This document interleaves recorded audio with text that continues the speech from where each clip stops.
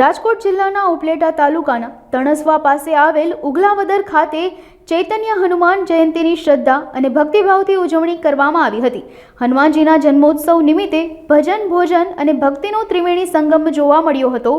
સાથોસાથ સુંદરકાંડ, હોમાત્મક યજ્ઞ, અભિષેક, મહાઆરતી, અન્નકૂટ સહિત વિવિધ ધાર્મિક કાર્યક્રમો યોજાયા હતા। આ તકે બહોળી સંખ્યામાં ભાવિકોએ ભજન, ભોજન અને દર્શનનો લાભ લીધો હતો અને હનુમાન ચાલીસા રામધૂનથી મંદિર ગુંજી ઉઠ્યા હતા।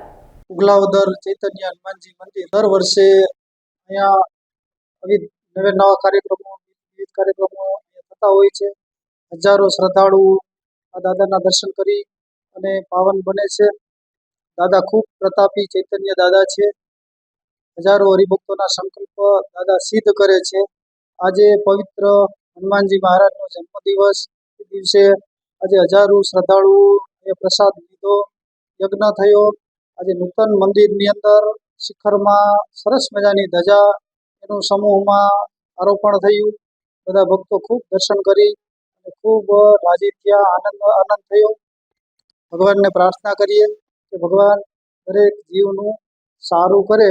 હનુમાનજી દાદા આદિ વ્યાધિ ત્રિવિધિ તાપ એમાંથી બધાને મુક્તિ આપી સુખી કરે એવી હનુમાનજી મહારાજના ચરણોમાં પ્રાર્થના।